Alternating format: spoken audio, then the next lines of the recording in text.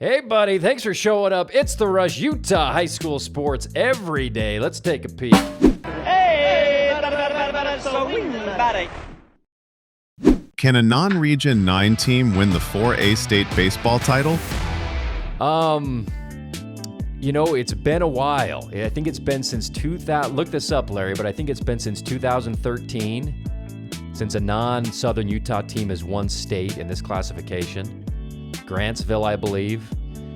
I think it's 2013. So if you go to the Virgin River in Mesquite, odds are that Region 9 is going to come out with another state championship. Right now, Snow Canyon tops in all of 4A. But Timpanogos is right there. Timpanogos has their two best players back from last year. Timpanogos, they went through Pineview, they went through Park City, they beat Desert Hills. And then in the semifinal, they lose to the eventual state champ in Crimson Cliffs. But they got their two best players back. Canyon Clegg, hitter, pitcher, dominant on the mound. He's 5-1 this year with a sub-2 ERA. You've got Cooper Hawks. Cooper Hawks' OPS is almost 2,000, folks. This kid's unbelievable. They lose Titan Day from last year, who was a great pitcher, and Colin Morgan, who pitched and was a great on-base guy. But they're putting up over 10 runs per game. They're dominant offensively, and they've lost twice. And they beat Crimson Cliffs the first game of the year, going back a month or so. So Timpanogos is definitely elite and definitely a contender to win the state championship. And then Mountain Crest. Look at Mountain Crest pitching staff. They don't give up any runs. They're giving up just over 2 runs per game. You go down the list here, Ben Welch, Sam Rouser, Ethan Christensen, Mason Smith, they're all undefeated and have sub-2 ERAs. So Timpanogos might have better offense, but Mountain Crest might have the best pitching staff in 4A with what they're doing. So anybody in Region 9 could win the state championship any year. That's what makes it so fun. But I think looking at the elite teams, and Provo, look at Provo. I think they play Timpanogos this week, Larry. Look that up, double check it. But you're always thinking it's going to be a Region 9 school because that's what it's always been for the last decade and a half or whatever. But I think there are some elite teams that are showing that they're ready to take over in 4A this year. It should be a fun tournament. And supporters. Gotta be won at all times. What do you think of Andy Stokes going to Orem? Well, I think it's probably the hire of the year. And I think for Orem, who's been good and have a great program and have a lot of support, the first thing I would say about getting Coach Stokes is the quarterback development. You just lost one of the best quarterbacks in the state, who's, I think, going to Alabama, Larry. Gava. Look that up. I think it's Bama. What coach, just the last 2 years. I mean, if you go through his whole coaching career at Dixie, he takes them to the top with the Hobbs-Nyberg years, goes to Timpview, takes them to state championship after state championship, comes to Crimson Cliffs, goes to the state championship pretty much every year.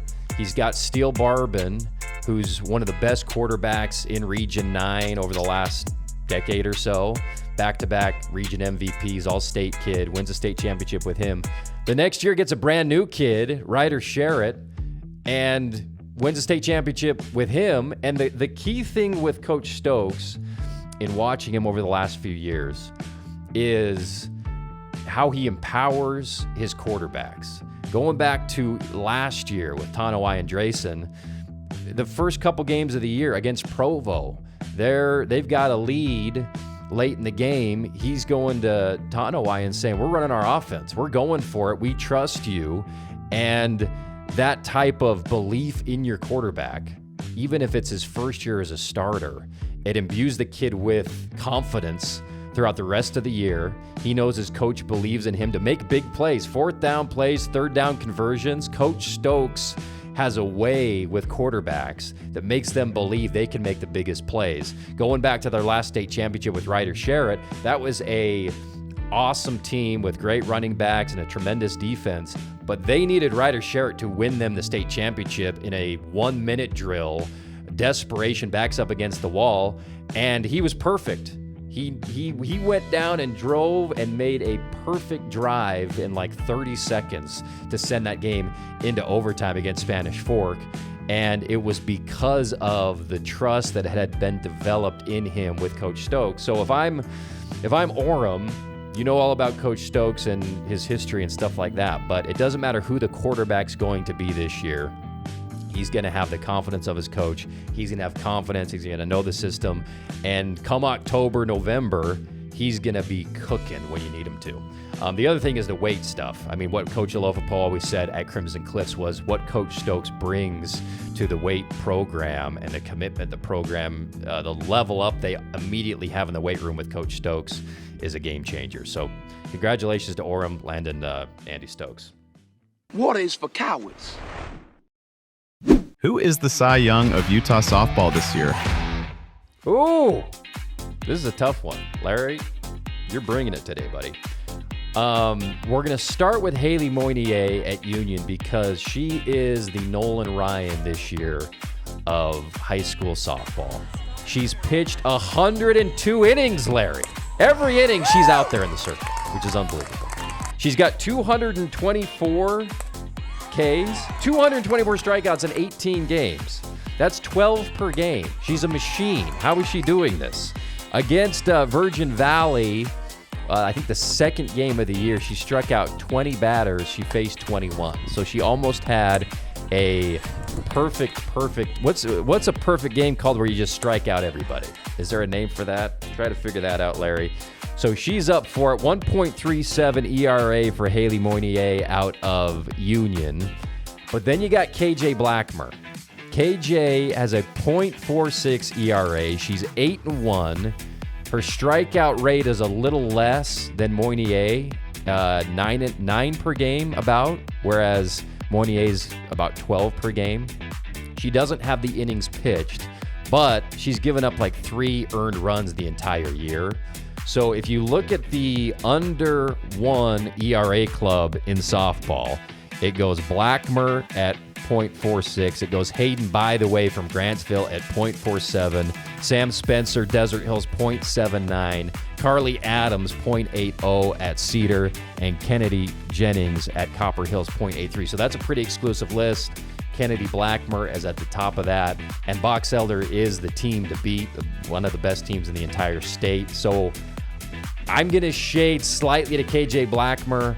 But what Moynier is doing is, and if you look at Union's history, the all-time record holder in UHSAA single-season strikeouts is from Union. Boom. And then you've got Moynier last year, who's like in the top 6 or 7, and the pace she's on now is incredible with still several weeks of softball to be played, and she'll be in the circle for every one of them. So incredible season she's having, and same with Blackmer and all the other ones we mentioned.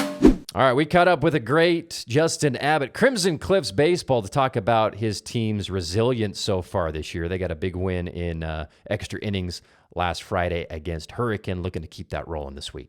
Andy, hey, thanks for having me. Yeah, it was we're pretty resilient, in a sense where we get into some tough innings. We're able to punch back from time to time, but just waiting for those one big moments, in games where, we're ready to make sure that punch back stays, for a couple innings. So, we've done that from time to time, but, waiting for us as a group to make sure that happens more often. So, this region, as you've been a part of this for a long time, it's a grind, teams are going out and 10 running teams, and next time they play them, it's a 1-run ball game. And so, just comes to show the region, the baseball players in Southern Utah, and the coaches that, are putting in all the work with these guys. So, just going in there every week, we make it a point to say it's going to be a dogfight on a Tuesday, Wednesday, or Friday night. And so anyway, we're looking forward to it.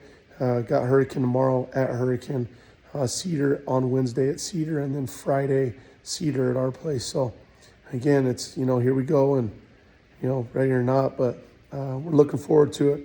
I think we're ready for an awesome series against these guys and a great week ahead. So our guys have been working hard, and we're ready.